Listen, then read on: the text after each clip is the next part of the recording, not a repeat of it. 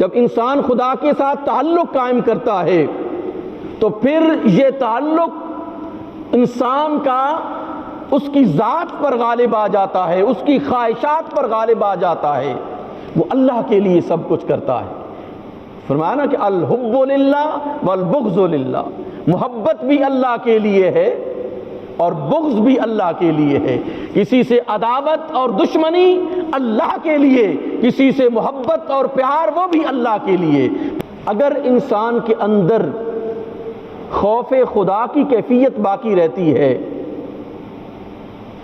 تو اس کے مسائل جو ہے وہ کم سے کم ہوتے ہیں۔ وہ جب بھی بولتا ہے تو بڑا تول کے بولتا ہے کہ میں نے اپنے اس بولنے کا اپنے رب کے سامنے جواب دینا ہے۔ جب بھی وہ گفتگو کرے گا تو بہت ہی محتاط انداز کے ساتھ گفتگو کرے گا کہ جو جو الفاظ میرے منہ سے نکلیں گے کل میرا رب مجھے اپنے سامنے کھڑا کر کے میرے ایک ایک لفظ کے بارے میں پوچھے گا۔ وہ جو جو عمل کرتا ہے وہ اپنے عمل کے بارے میں یہ احساس رکھتا ہے کہ اس میرے عمل کا کل مجھ سے حساب لیا جائے گا، میرے عمل کے بارے میں پوچھا جائے گا۔ اب وہ دنیا کی طرف رغبت نہیں کرتا، اس کی رغبت اللہ کی طرف ہو جاتی ہے۔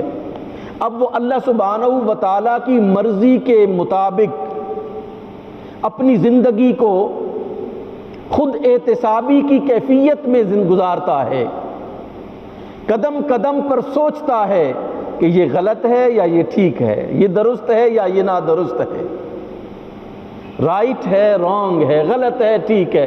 ایک ایک تصور، ایک ایک قدم پر انسان جو ہے وہ سوچ کے ساتھ قدم اٹھاتا ہے کہ یہ جو قدم اٹھا رہا ہوں آج نہیں تو کل مجھے اس قدم اٹھانے کا جواب دینا پڑے گا۔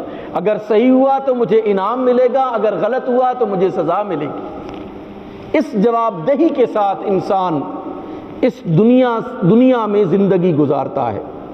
پھر انسان کے اندر خود احتسابی آتی ہے، قناعت آتی ہے، اور پھر انسان دوسروں کے عیبوں کی طرف توجہ نہیں کرتا، ہر وقت اس کے سامنے اپنے عیب رہتے ہیں۔ وہ دوسروں کی کمزوریوں کو نہیں دیکھتا، اس کی اپنی کمزوریاں اس کی طرف ہوتی ہیں سامنے، اور وہ اپنی کمزوریوں کی طرف متوجہ ہوتا ہے کہ میں نے دوسروں کی کمزوریوں کا جواب نہیں دینا، میں نے اپنی کمزوریوں کا جواب دینا ہے۔ میں نے دوسروں کے اعمال کا جواب نہیں دینا، میں نے اپنے اعمال کا جواب دینا ہے۔ ٹھیک ہے جی۔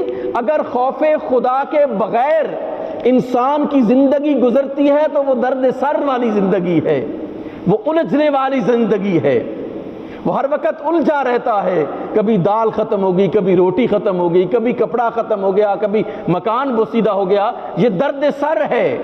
خوف خدا کے بغیر جو زندگی ہے وہ زندگی درد سر ہے، اور جو اللہ کی ذات کے ساتھ تعلق والی زندگی ہے وہ درد جگر ہے، وہ درد دل ہے، وہ درد جگر ہے۔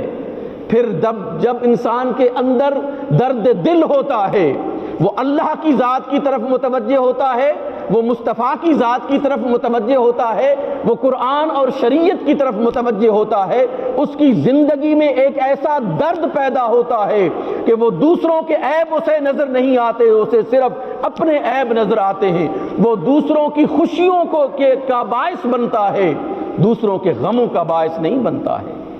جس کے اندر درد دل آتا ہے، وہ علامہ نے کہا نا کہ درد دل کے واسطے پیدا کیا انسان کو، ورنہ عبادت کے لیے کچھ کم نہ تھے کر رو بیاں۔ کہ یہ فرشتوں کو میں نے اگر عبادت صرف کروانی ہوتی تو فرشتے کافی تھے اس عبادت کے لیے، لیکن اللہ سبحانہ و تعالیٰ نے فرمایا کہ میں نے درد دل کے واسطے انسان کو پیدا کیا ہے، کہ دوسروں کا درد اس کے جگر میں آئے، دوسروں کی پریشانیاں دیکھ کر وہ خود پریشان ہو، دوسروں کے مصائب و آلام دیکھ کر اٹھ کھڑا ہو ان کو ختم کرنے کے لیے، دوسروں کی پریشانیاں اس کو غمگین کر دیں۔ بس یہی تصوف ہے، اسی کو تصوف کہتے ہیں۔ جب انسان خدا کی طرف راغب ہوتا ہے، جب انسان خدا کے ساتھ تعلق قائم کرتا ہے تو پھر یہ تعلق انسان کا اس کی ذات پر غالب آ جاتا ہے، اس کی خواہشات پر غالب آ جاتا ہے، وہ اللہ کے لیے سب کچھ کرتا ہے۔ فرمایا نا کہ الحب للہ والبغض للہ، محبت بھی اللہ کے لیے ہے اور بغض بھی اللہ کے لیے ہے۔ کسی سے عداوت اور دشمنی اللہ کے لیے، کسی سے محبت اور پیار وہ بھی اللہ کے لیے، پھر صرف اللہ کی ذات انسان کے سامنے رہ جاتی ہے۔ خدایا خدائی اہتمام خشک و تر ہے، علامہ نے فرمایا خدایا خدائی اہتمام خشک و تر ہے، خدا بندہ خدائی درد سر ہے، ولیکن بندگی استغفر اللہ یہ درد سر نہیں درد جگر ہے۔ یہ اللہ کی بندگی کی طرف جب انسان آ جاتا ہے پھر وہ درد سر نہیں رہتی، وہ بندگی درد جگر بن جاتی ہے۔ پھر وہ ہر وقت اللہ کے بارے میں سوچتا رہتا ہے، پھر اس کو اور کچھ نظر نہیں آتا۔ جب بھی وہ دیکھتا ہے تو اپنے رب کی منشا کی طرف دیکھتا ہے، رب کی رضا کی طرف دیکھتا ہے، رب کی خوشنودی کی طرف دیکھتا ہے۔ وہ اپنی ذات کو بھول جاتا ہے، وہ اپنے مال و متاع کو بھول جاتا ہے، اس کا رب جو اسے کہتا ہے انسان وہی کچھ کرتا ہے۔ اس لیے فرمایا کہ یہ خدائی جو ہے یہ بندگی استغفر اللہ یہ درد سر نہیں درد جگر ہے۔ اللہ کی ذات کا درد انسان کے دل میں جب قائم ہو جاتا ہے پھر انسان انسانیت کے منزل سے اوپر چلا جاتا ہے۔ اس کی صبح شامیں، اس کی زندگی کا ہر سفر جو ہے وہ اللہ کی رضا میں گزرتا ہے۔ دیکھیں یہ اعلیٰ زندگی ہے۔ شریعت گردن جھکانے کا نام ہے، تصوف دل کو جھکانے کا نام ہے۔ جب انسان گردن جھکاتا ہے اس کا دل جو ہے وہ صاف ہوتا بھی ہے، صاف نہیں بھی ہوتا، لیکن جب دل جھک جاتا ہے تو پھر اس کا من تن سب کچھ صاف ہو جاتا ہے، پھر وہ بالکل پاکیزہ اور مطہر ہو جاتا ہے۔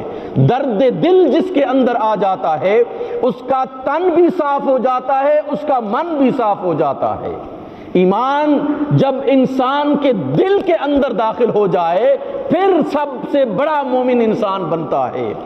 محض جھک جانے سے ایمان نہیں آتا، محض جھک جانے سے انسان اللہ کے قرب میں نہیں جاتا۔